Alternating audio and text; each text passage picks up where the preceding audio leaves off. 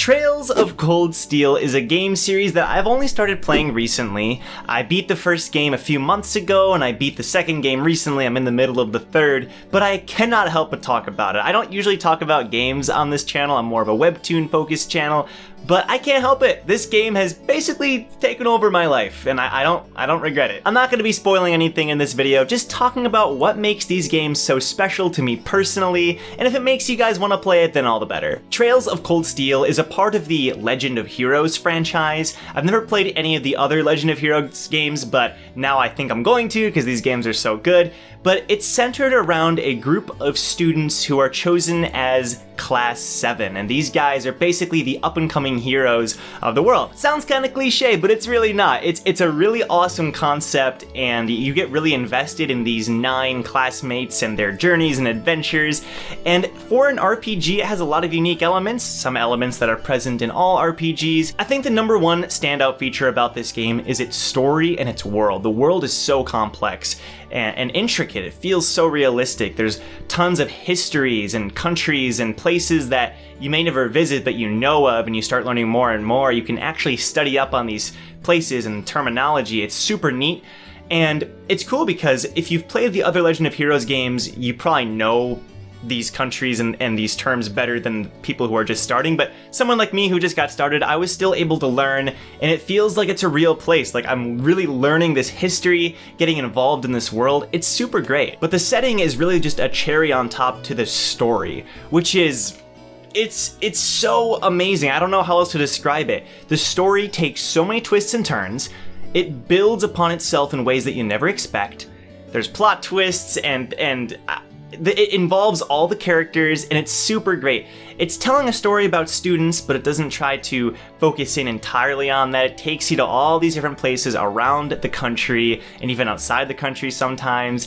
And I absolutely love that about this game. The story is definitely the standout feature, and that ties in with the dialogue. So if you're someone who likes RPGs, or even if you don't like RPGs, you want to keep this in mind.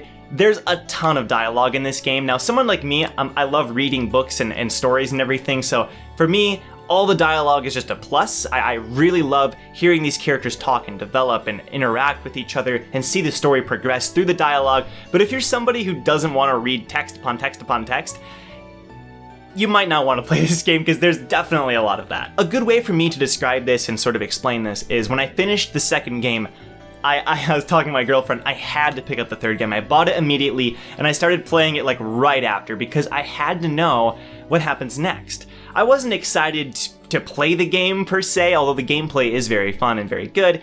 I just wanted to know what the heck happened to these characters, what's going to happen next, you know, is there going to be a time skip, how's the country going to change, what's going on, what's going to happen, and that's the reason I wanted to play. So it's almost like picking up the next book after a cliffhanger or something.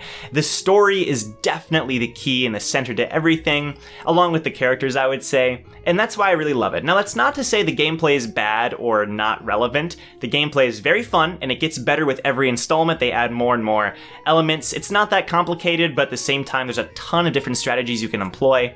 So the gameplay is very good.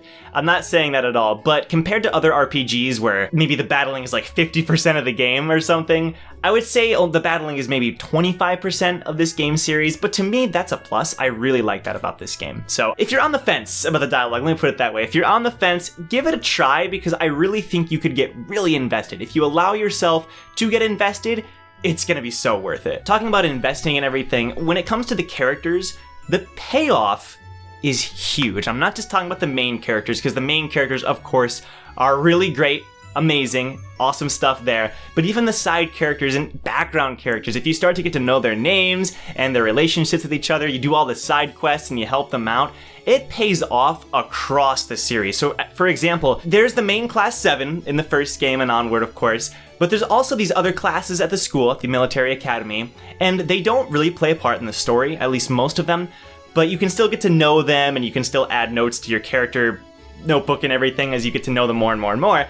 But that's cool because if you do get to know them, it pays off huge in the next games because they start to become more and more important. And if you're somebody who just ignored them, it'd be like, oh, okay, whatever. But as someone who became invested, like myself, I was blown away. I was like, this person's actually here, and like they're helping out, and it was so cool. So it's a game where if you allow yourself to become invested, it's going to pay off. Like, you are going to get that payoff, and it'll be so worth it in the end. The characters are definitely, I would say, the second highlight.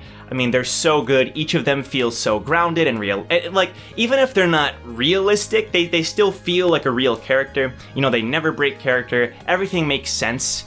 You know, I mean, I would say most of the characters are likable. I mean, I don't think it's normal if someone doesn't like a character, or some of the characters maybe aren't as deep as others. They don't have as much going on, but at the same time, 90% of the other characters make up for it. You know, even if there's one guy who's just kind of, this is his character and that's all he is, there's 9 other people who have so much going on, and there's so much development throughout the story and all the games, really. So I would say the characters are definitely a highlight as well. And the cool thing about it too is, even though every singular game feels like its own game, it has its own story, its own conclusion and everything, it also feels like they're just part of a gigantic game, especially the first 2.